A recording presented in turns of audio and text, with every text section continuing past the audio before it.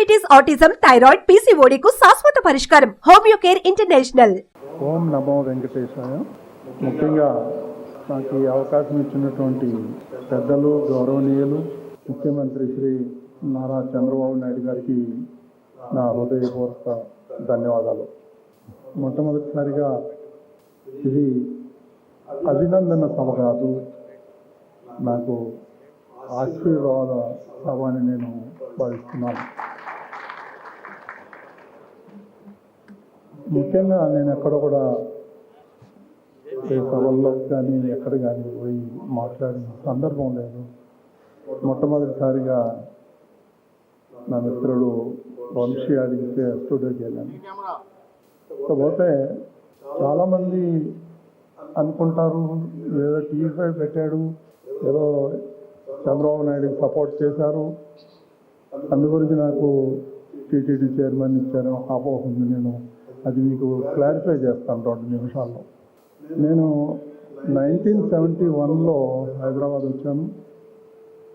1972లో NTR fans association register చేశాను.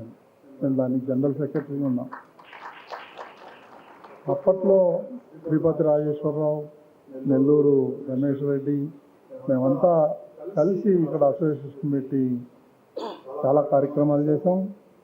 ఒక కార్యక్రమం సందర్భంగా 1977లో ఇదే మురళీమోహన్ గారిని, ఎన్టీ రామారావు తీసుకెళ్ళి మేము సన్మానం చేసుకున్నాం.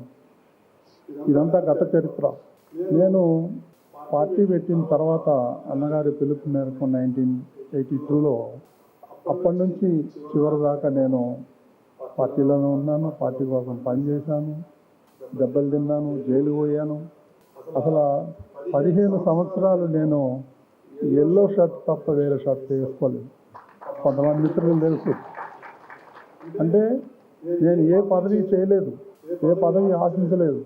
సో ఒక సైనికుల్లాగా పనిచేసేవాడిని. అదంతా గత చరిత్ర.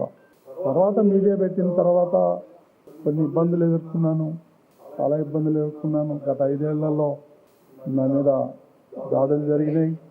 వారం రోజులు 10 రోజులు ఇంట్లో నుంచి అప్స్టాండ్ అయిపోయాను. నా మీద రెక్కీ చేశారు. సెంట్రల్ విజిలెన్స్ వాళ్ళు రిపోర్ట్ ఇచ్చారు నాకు, బాబు జాగ్రత్తగా ఉండు, మీ ఇంటికి వెళ్ళేటప్పుడు వచ్చేటప్పుడు టర్నింగ్స్ ఎక్కువ ఉన్నాయి, ఇక్కడ జాగ్రత్తగా ఉండండి అనే హెచ్చరికలు కూడా వచ్చినాయి. అప్పుడే పోయి second hand bullet proof car తీసుకుని దాంట్లో తిరుగుతున్నా. సో ఇవన్నీ ఒక ఎత్తు. నేను 1.5 year క్రితం చంద్రబాబు నాయుడు కలిసాను. నేను పోయి 42 ఏళ్ల నుంచి పనిచేస్తున్నాను పార్టీలో. ఇప్పటి వరకు నేనేం అడగలేదు. ఇప్పుడు నాకు అక్కడ పుట్టినవాడిని కాబట్టి నాకు టీటీడీ చైర్మన్ చేయాలని ఉంది. అక్కడ అన్ని విషయాలు నాకు తెలుసు. నేను ఆ గుడికి తప్ప వేరే గుడికి సామాన్యంగా వెళ్ళను, నాకు చేయాలని ఉంది అని అంటే 1 నిమిషం ఆలోచన చేసి యూ డిజర్వ్ ఇట్ అన్నాడు. గవర్నమెంట్ రాగానే నేను మీకు ఆ పదవిలో ఇస్తానని చెప్పారు. అదేవిధంగా ఎలక్షన్ అయిన తర్వాత నాకు ఇవ్వటం జరిగింది. ఏదో చెప్తారు, వేరే రకరకాలుగా మీడియాలో వాళ్ళు ఇష్టం వచ్చినట్టు రాస్తారు, దాన్ని నేను కేర్ చేయను. ఇకపోతే ముఖ్యంగా అక్కడ చాలా విషయాల్లో నాకు కొంత అవగాహన ఉంది. ఆ అవగాహనని మీరు చూసే ఉంటారు. ఫస్ట్ బోర్డు మీటింగ్లోనే నేను ఖచ్చితంగా ఇది జరగాల్సిందే అని నేను ప్రపోజల్ పెడితే అదందరూ కూడా నాతోటి సభ్యులు అక్షరబాణాలతో ఆమోదించారు. అది నిజంగా గొప్పతనం. అంటే నేను తీసుకున్న అంశాలు ఒక 6 నెలలు 7 నెలల నుంచి నేను హోంవర్క్ చేస్తున్నా. ఓవర్ నైట్కి వచ్చింది కాదు నాకు. కాబట్టి ఇంకా చేయాల్సిన విషయాలు చాలా ఉన్నాయి. అక్కడ లీకేజెస్ చాలా ఉన్నాయి. అవన్నీ ఒక్కొక్కటి బాగు చేసుకొని రావాలి. ఇక్కడ నుంచి పెద్ద పెద్ద చీపురు కట్టలు తీసుకెళ్దాం అనుకున్నా. అక్కడంతా క్లీన్ చేయాలి పోయి. ఎందుకంటే చెప్పలేను, మనం మన దేవుడి గురించి అక్కడ జరిగేటువంటి కార్యక్రమం చెప్పడం భావ్యం కాదు. అవన్నీ సరి చేస్తాను. నా తోటి సభ్యులు సహకారం కావాలి. అదేవిధంగా మీడియా కూడా సహకారం కావాలి. అన్నిటికన్నా మించిన భగవంతుడు నాకు ధైర్యం ఇచ్చాడు, ఇస్తాడు అని ఆశ ఉంది. నేను తప్పకుండా నా మార్క్ అనేది ఏంటో చూపిస్తాను. నేను 20 నేను ముఖ్యమంత్రి గారిని కలిసినప్పుడు కూడా ఆయన కూడా చెప్పాడు, ఇక్కడ నుంచి ప్రజాప్రతినిధులకి ఇబ్బందిగా ఉంది. అదేవిధంగా కేటీఆర్ కానీ బండి సంజయ్ కానీ వీళ్ళందరి నుంచి చాలా విన్నపాలు వస్తున్నాయి. అదేవిధంగా తెలంగాణలో ఉన్నటువంటి జడ్జెస్ కూడా దర్శనం దొరకట్లేదని వాళ్ళు ఒక రిప్రజెంటేషన్ ఇచ్చారు. అదేవిధంగా కేబుల్ ఆపరేటర్స్, జర్నలిస్టులు వీళ్ళందరూ ఉన్నారు. నేను ఈరోజు కానీ రేపు కానీ ముఖ్యమంత్రి గారు ఇక్కడే ఉన్నారు కాబట్టి నేను అపాయింట్మెంట్ అడిగాను. అపాయింట్మెంట్ తీసుకుని నేను దీనికోసం ఇవన్నీ చిన్న చిన్న ప్రాబ్లమ్స్ ఉన్నాయి, ఆయన దృష్టికి తీసుకొచ్చి నేను తప్పకుండా అమలు చేస్తాను.